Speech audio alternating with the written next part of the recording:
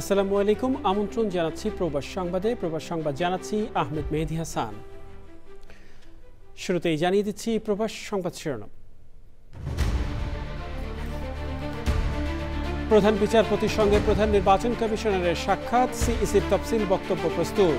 আজ অথবা আগামীকাল ঘোষণার সম্ভাবনা। বেগম খালেদা জিয়ার শারীরিক অবস্থা অপরিবর্তিত। মেডিকেল বোর্ডের সিদ্ধান্তের উপর নির্ভর করছে বিদেশি চিকিৎসা।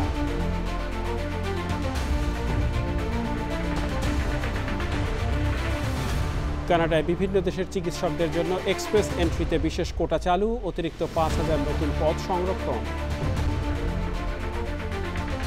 জাপানের হোক্কাইডোতে 7.5 মাত্রার শক্তিশালী ভূমিকম্পে বহু আহত, 1 সপ্তাহ উচ্চ সতর্কতায় থাকার আহ্বান। এবং ইটালির রোমে বর্ণবাদ ও বৈষম্যের বিরুদ্ধে বিক্ষোভ সমাবেশ, বাংলাদেশি সহ 23 দেশের অভিবাসীদের অংশগ্রহণ।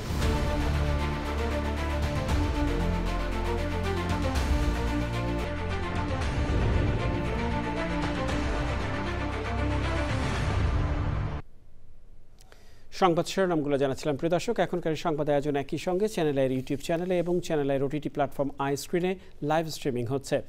যাওয়া যাক বিস্তারিত সংবাদে। তফসিল ঘোষণায় প্রস্তুত হয়েছে প্রধান নির্বাচন কমিশনার এএমএম নাসির উদ্দিনের ভাষণ। এখন অপেক্ষা ঘোষণার। কমিশনার আব্দুর রহমানুল মাসুদ জানিয়েছেন, বুধ কিংবা বৃহস্পতিবার ত্রয়োদশ জাতীয় সংসদ নির্বাচন ও গণভোটের তফসিল ঘোষণা হতে পারে।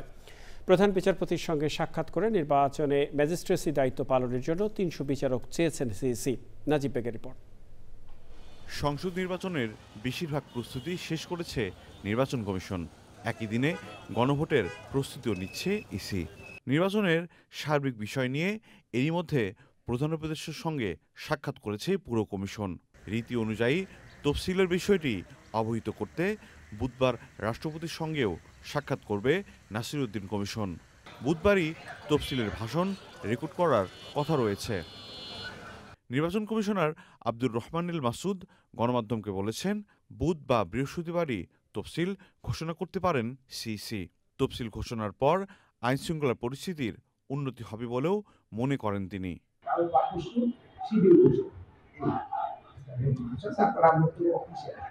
আমরা মনে করতেছি যে শিডিউল ঘোষণা করলে পরিস্থিতি দিন ভালো হবে। যখন আপনাকে দায়িত্ব দেব, আপনি দায়িত্ব দিই নাই একরকম জিনিস আপনাকে দিয়েছি, যখন দায়িত্ব দিব আপনি দায়িত্ব পাবেন। দুপুরে প্রধান বিচারপতির সঙ্গে সাক্ষাৎ করতে যান সিইসি। পরে এ নিয়ে কথা বলেন তিনি। কার্টিসি কল আছে না একটা, এটা ফেয়ারওয়েল কলটা করতে আসলাম ওনার সাথে, অন্য কোনো বিষয় না। ইলেকট্রাল ইনকোয়ারি কমিটি যাতে ওনারা ডেপ্লয় করবেন আমাদের শিডিউল ঘোষণার সাথে সাথে, এই কাজটা যাতে ত্বরান্বিত করেন উনি, সেটাও ওনাকে রিকোয়েস্ট করেছি। সিইসি জানান, যথাযথ সহায়তার আশ্বাস দিয়েছেন প্রধান বিচারপতি। এদিকে আরপিও আবারও সংশোধন করা হয়েছে। এতে পোস্টাল ভোট, সাধারণ ভোটের সঙ্গে গণনা এবং একাধিক সিল থাকলে সেই ভোট বাতিলের বিধান রাখা হয়েছে।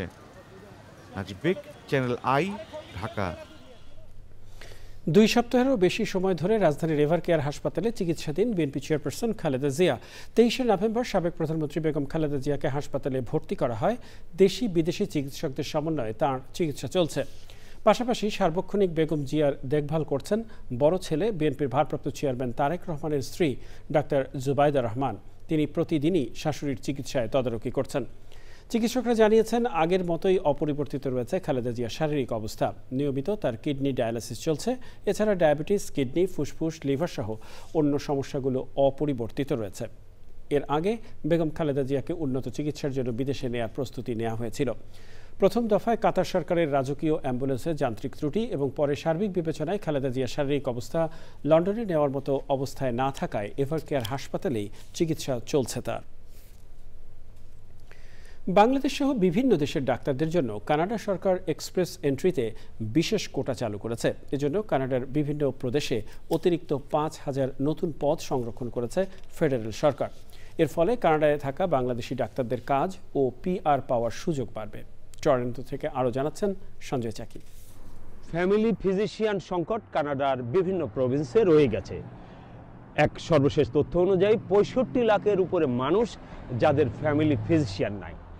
এই ডাক্তারদের এই সংকট মোকাবেলার জন্য কানাডা সরকার, বিশেষ করে মার্ক কার্নি সরকার, গত বাজেটে নতুন উদ্যোগ আজ যে সংবাদ সম্মেলন করেছে কানাডার ইমিগ্রেশন মিনিস্টার, সেই সংবাদ সম্মেলনে বলা হয়েছে ডাক্তার সংকট মোকাবেলায় তারা গুরুত্বপূর্ণ পদক্ষেপ নিচ্ছে। যেখানে ইমিগ্রেশন খুব খারাপ অবস্থায় আছে সেখানে ক্যানাডিয়ান গভর্নমেন্টের এটা একটা ভালো দিক।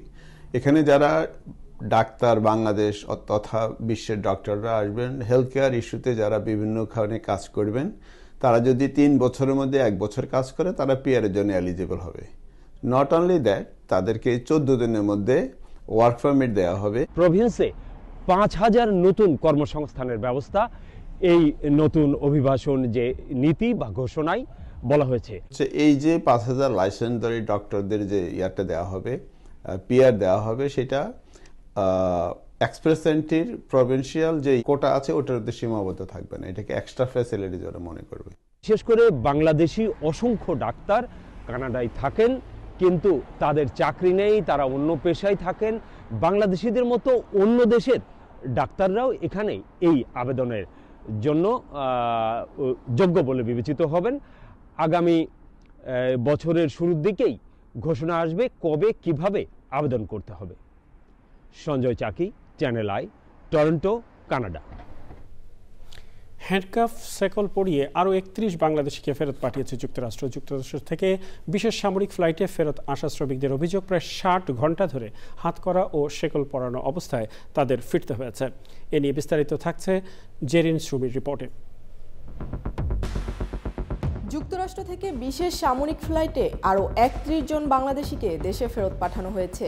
আর ফেরত আসা শ্রমিকদের অভিযোগ, প্রায় 60 ঘন্টা ধরে হাতকড়া ও শেকল পরানো অবস্থায় তাদের ফিরতে হয়েছে। সোমবার সন্ধ্যা 7টার দিকে বিশেষ সামরিক ফ্লাইটটি হযরত শাহজালাল আন্তর্জাতিক বিমানবন্দরে পৌঁছায়। অবতরণের পরই বেসরকারি সংস্থা ব্রাক তাদের পরিবহন সহ জরুরি সহায়তা দেন। ফেরত আসা শ্রমিকদের অধিকাংশই নোয়াখালী জেলার বাসিন্দা। পাশাপাশি সিলেট, ফেনী, শরীয়তপুর, কুমিল্লা সহ বিভিন্ন জেলার মানুষও ছিলেন এই ফ্লাইটে। তাদের দাবি, ঢাকায় পৌঁছানোর পরই বিমানবন্দরের শেকল খুলে দেওয়া হয়। এই বছরের আগেই যুক্তরাষ্ট্র 226 জন বাংলাদেশিকে ফেরত পাঠিয়েছে, যাদের বেশিরভাগকেই একইভাবে শেকলে বেঁধে আনা হয়েছিল। ব্রাকের সহযোগী পরিচালক শরীফুল হাসান জানান, ফেরত আসা 31 জনের মধ্যে অন্তত 7 জন বিএমইটির ছাড়পত্র নিয়ে ব্রাজিল গিয়েছিলেন। পরে তারা ব্রাজিল মেক্সিকো রুটে অবৈধভাবে যুক্তরাষ্ট্রে প্রবেশের চেষ্টা করেন। আশ্রয়ের আবেদন ব্যর্থ হওয়ায় আইনি প্রক্রিয়া শেষে তাদের ফেরানোর সিদ্ধান্ত নেয় মার্কিন কর্তৃপক্ষ। শরীফুলের মন্তব্য অনুযায়ী নথিপত্রহীন কাউকে ফেরত পাঠানো স্বাভাবিক হলেও ঘন্টার পর ঘন্টা হাতকড়া এবং শেকল পরিয়ে রাখা অমানবিক। তিনি আরও জানান, ব্রাজিলে কাজের নামে যাদের পাঠানো হচ্ছে তাদের অনেকেই পরে অবৈধভাবে যুক্তরাষ্ট্রে যেতে 30 থেকে 35 লাখ টাকা খরচ করেছেন, কিন্তু শেষ পর্যন্ত শূন্য হাতে দেশে ফিরেছেন। এজন্য এই শ্রমিকদের পাঠানো এজেন্সিগুলোর জবাবদিহি নিশ্চিত করার দাবি জানান তিনি। এছাড়াও নতুন করে ব্রাজিলে কর্মী পাঠানোর অনুমতি দেওয়ার আগে সরকারকে সতর্ক হওয়ার পরামর্শ দেন। ডোনাল্ড ট্রাম্প দ্বিতীয় মেয়াদে প্রেসিডেন্ট হওয়ার পর যুক্তরাষ্ট্রে অবৈধ অভিবাসন ফেরত পাঠানোর অভিযান আরও জোরদার করেছেন। এরই ধারাবাহিকতায় বাংলাদেশি সহ বিভিন্ন দেশের নাগরিকদের একাধিক দফায় ফেরত পাঠানো হচ্ছে। চলতি বছরের 28 নভেম্বরে চার্টার্ড ফ্লাইটে 39 জন এবং 8 জুন আরেকটি চার্টার্ড ফ্লাইটে 42 জনকে দেশে পাঠানো হয়। এর আগে চলতি বছরের 6 মার্চ থেকে 21 এপ্রিল পর্যন্ত একাধিক ফ্লাইটে অন্তত 34 জনকে ফেরত আনা হয়েছিল। 2024 সালের শুরু থেকে চলতি বছরের আগস্ট পর্যন্ত যুক্তরাষ্ট্র থেকে ফেরত পাঠানো বাংলাদেশিদের সংখ্যা ছিল 220 জনেরও বেশি। মার্কিন আইনে বলা আছে, বৈধ কাগজপত্র ছাড়া অবস্থানকারীদের আদালতের রায় বা প্রশাসনিক আদেশে ফেরত পাঠানো যায়। আর আশ্রয়ের আবেদন ব্যর্থ হলে আইসিই তাদের প্রত্যাবাসনের ব্যবস্থা করে। সাম্প্রতিক সময়ে প্রক্রিয়া দ্রুত হওয়ায় চার্টার্ড এবং সামরিক ফ্লাইটের ব্যবহার বৃদ্ধি পেয়েছে। এদিকে যুক্তরাষ্ট্রের অভিবাসন ব্যবস্থায় দীর্ঘদিনের স্থবিরতা কাটাতে এবং লাখ লাখ তরুণ অভিবাসীর ভবিষ্যৎ নিশ্চিত করতে মার্কিন সিনেটে পুনরায় উত্থাপন করা হয়েছে ড্রিম অ্যাক্ট 2025। এ নিয়ে তাসফিয়া মুস্তফার বিশ্লেষণ। যুক্তরাষ্ট্রের অভিবাসন ব্যবস্থায় দীর্ঘদিনের স্থবিরতা কাটাতে এবং লাখ লাখ তরুণ অভিবাসীর ভবিষ্যৎ নিশ্চিত করতে মার্কিন আইনসভার উচ্চকক্ষ বা সিনেটে পুনরায় উত্থাপন করা হয়েছে ড্রিম অ্যাক্ট 2025। এই দ্বিপাক্ষিক বিলটি পাশ হলে যুক্তরাষ্ট্রে বসবাসরত অনিবন্ধিত তরুণ তরুণী এবং বৈধ ভিসায় থাকা অভিভাবকদের সন্তানদের জন্য গ্রিন কার্ড ও নাগরিকত্বের পথ সুগম হবে। কিভাবে নতুন বিল ড্রিম অ্যাক্ট 2025 তাদের জন্য গ্রিন কার্ড ও নাগরিকত্বের পথ খুলতে পারে, চলুন জেনে নিই এর বিস্তারিত। ড্রিম অ্যাক্টের উদ্দেশ্য। ড্রিম অ্যাক্ট 2025 মার্কিন সিনেটে উত্থাপিত একটি দ্বিপাক্ষিক বিল। এর মূল উদ্দেশ্য হলো যারা শিশু বয়সে যুক্তরাষ্ট্রে এসেছেন এবং এখানে বড় হয়েছেন তাদের আইনি সুরক্ষা দেয়া। এই বিল দুই ধরনের অভিবাসীকে সুরক্ষা দেবে। এক, ড্রিমার। এর আওতায় আছে অনিবন্ধিত শিশুরা যারা বৈধ কাগজপত্র ছাড়া যুক্তরাষ্ট্রে এসেছেন। দুই, নথিবদ্ধ ড্রিমার। এর আওতায় আছেন বৈধ ভিসা যেমন H-1B, L-1, E-1 প্রাপ্ত অভিভাবকের শিশুরা যারা 21 বছর হওয়ার পর ডিপেন্ডেন্ট মর্যাদা হারানোর ঝুঁকিতে থাকেন।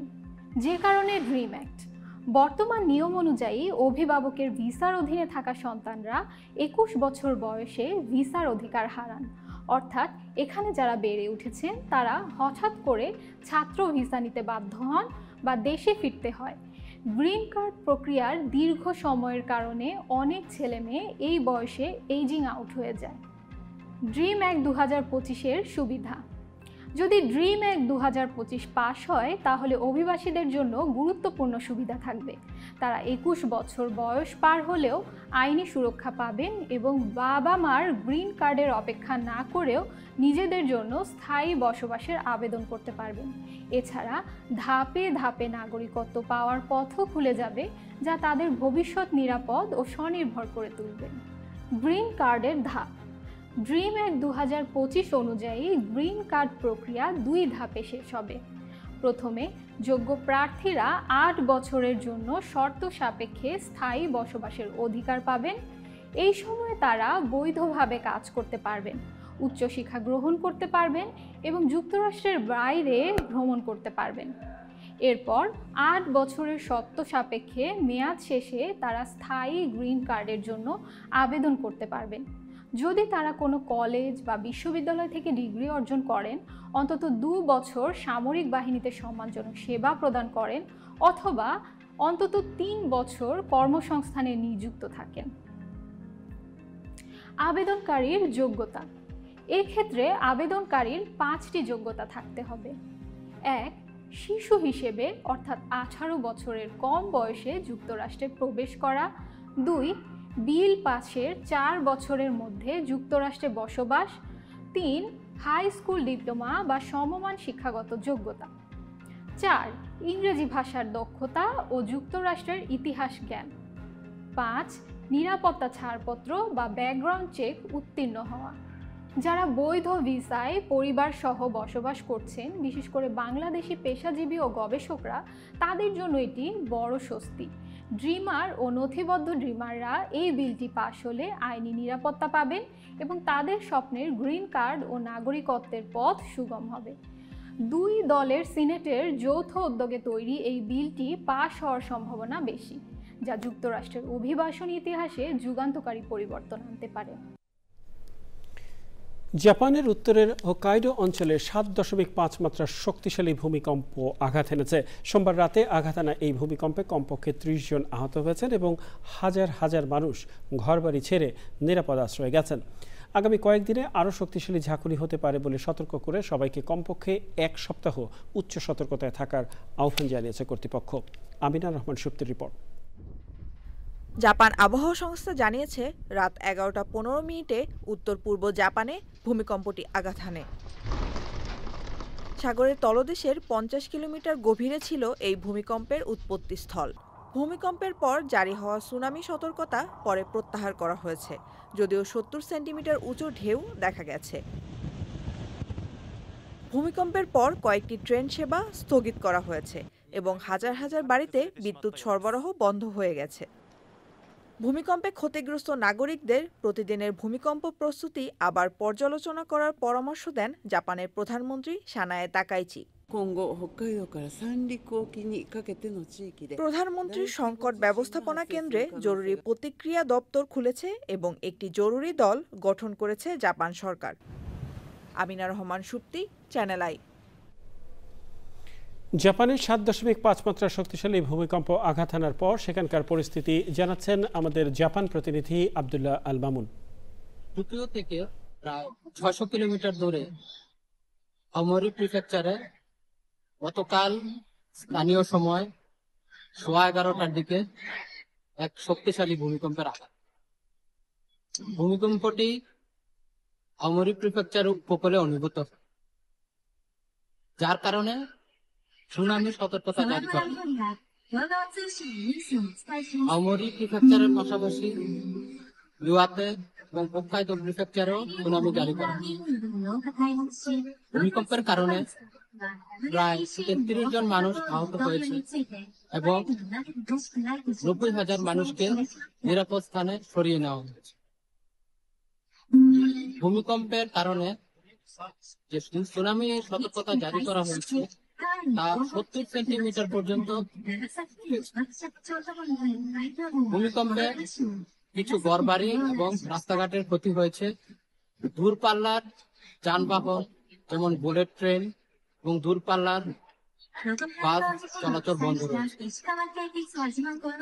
জাপান সরকার সাথে সাথেই একটি টাস্ক ফোর্স গঠন করেছে, পাশাপাশি ক্ষতিগ্রস্তদের যে কোনো সমস্যার সমাধানে এগিয়ে আসার আহ্বান জানিয়েছে।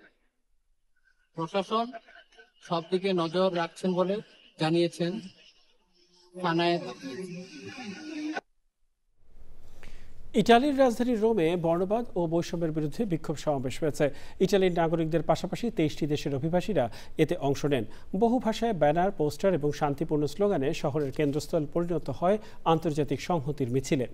ধূমকেতু সোশ্যাল অর্গানাইজেশনের কর্ণধার নূরে আলম সিদ্দিকী বাচ্চুর নেতৃত্বে অংশগ্রহণকারী প্রবাসী বাংলাদেশিরা বলেন, অভিবাসীরা কেবল শ্রমশক্তি নয়, ইটালির সমাজ, অর্থনীতি ও সংস্কৃতির অবিচ্ছেদ্য অংশ। তারা আরও বলেন, সাম্প্রতিক বছরগুলোতে ঘৃণামূলক বক্তব্য এবং আক্রমণের ঘটনা বাড়ার প্রেক্ষাপটে এ ধরনের ঐক্যবদ্ধ অবস্থান জরুরি। ইটালিতে অভিবাসীদের অবদান এবং অধিকার সমুন্নত রাখতে এ ধরনের ঐক্যবদ্ধ আন্দোলন ভবিষ্যতে আরও জোরদার হবে বলেও জানান অংশগ্রহণকারীরা। একটা ছোট পৃথিবী, অর্থাৎ Africa, Latin America, Asia, Europe সমস্ত শিশুরা একসাথে বসবাস করে। আমরা এই সাম্য এবং এই সুন্দর একটা সমাজ ব্যবস্থার জন্য আজকে এখানে আসছি। নিউ ইয়র্কে ঢাকা বিশ্ববিদ্যালয় alumni association of USA Inc এর অ্যালামনাই ডিনার 2025 হয়েছে। উইটসাইডের গুলশান টেরেসে অনুষ্ঠানে প্রধান অতিথি ছিলেন বাংলাদেশ সোসাইটির সাধারণ সম্পাদক মোহাম্মদ আলী, অ্যালামনাই অ্যাসোসিয়েশনের সভাপতি MS আলম, কনভেনার আবুল কে আজাদ তালুকদার, সাধারণ সম্পাদক রুহুল আমিন সরকার ও ইউসুফ আলী মেম্বার সেক্রেটারি। ঢাকা বিশ্ববিদ্যালয়ের বিভিন্ন বিভাগের সাবেক শিক্ষার্থীরা স্মৃতিচারণ করেন। পরে এক সাংস্কৃতিক অনুষ্ঠানের মধ্য দিয়ে শেষ হয় অ্যালামনাই ডিনার।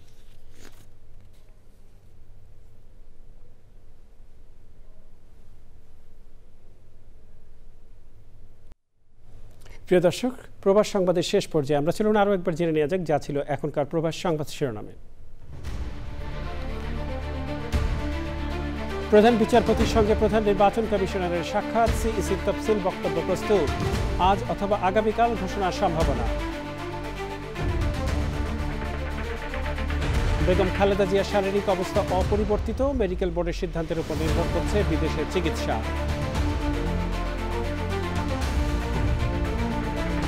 কানাডায় বিভিন্ন দেশের চিকিৎসকদের জন্য এক্সপ্রেস এন্ট্রিতে বিশেষ কোটা চালু, অতিরিক্ত 5,000 নতুন পদ সংরক্ষণ।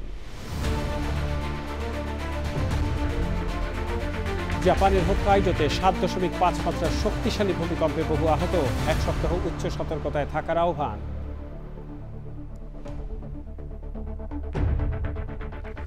এবং ইটালির রোমে বর্ণবাদ ও বৈষম্যের বিরুদ্ধে বিক্ষোভ সমাবেশ, বাংলাদেশি সহ 23 দেশের অভিবাসীদের অংশগ্রহণ।